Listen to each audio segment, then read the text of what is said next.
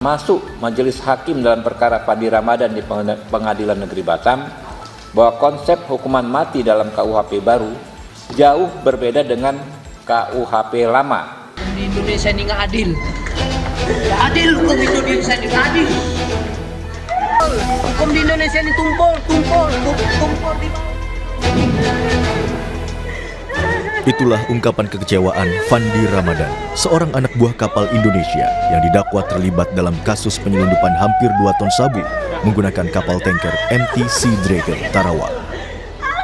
Ancaman hukuman mati terhadap Fandi Ramadan kembali menimbulkan pertanyaan mendasar tentang keadilan dan penegakan hukum dalam perkara kasus narkotika di Indonesia.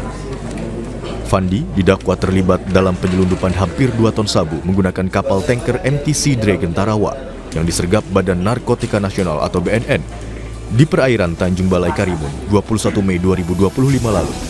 Penuntut umum menuntut hukuman mati karena menilai Fandi mengetahui sejak awal rencana penyelundupan barang haram tersebut. Senin lalu, sidang pledoi digelar di Pengadilan Negeri Kota Batam, menghadirkan 6 terdakwa termasuk Fandi Ramadan.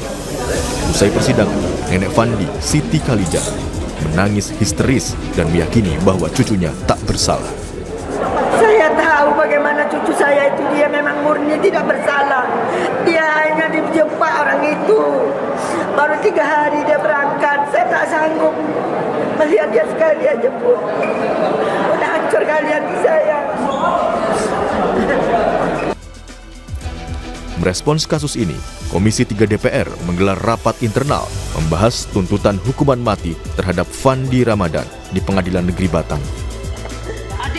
Selesai rapat, Komisi 3 DPR Habibur Rahman bilang, rapat menghasilkan 3 poin yang ditujukan untuk aparat penegak hukum hingga majelis hakim, terutama terkait konsep hukuman mati dalam KUHP baru. Komisi 3 DPR RI mengingatkan kepada penegak hukum, termasuk majelis hakim dalam perkara Fandi Ramadan di Pengadilan Negeri Batam, bahwa konsep hukuman mati dalam KUHP baru jauh berbeda dengan KUHP lama. Dalam pasal 98 KUHP baru, hukuman mati bukan lagi menjadi pidana pokok, melainkan hukuman alternatif terakhir yang seharusnya diterapkan secara sangat ketat dan sangat selektif.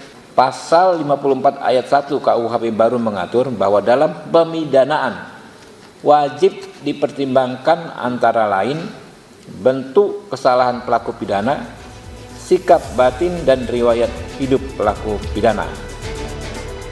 Sebelumnya, dalam persidangan di Pengadilan Negeri Batam, jaksa penuntut umum menuntut Fandi dan terdakwa lainnya dengan hukuman mati. Keluarga berharap Fandi Ramadan dibebaskan karena yakin Fandi tak bersalah.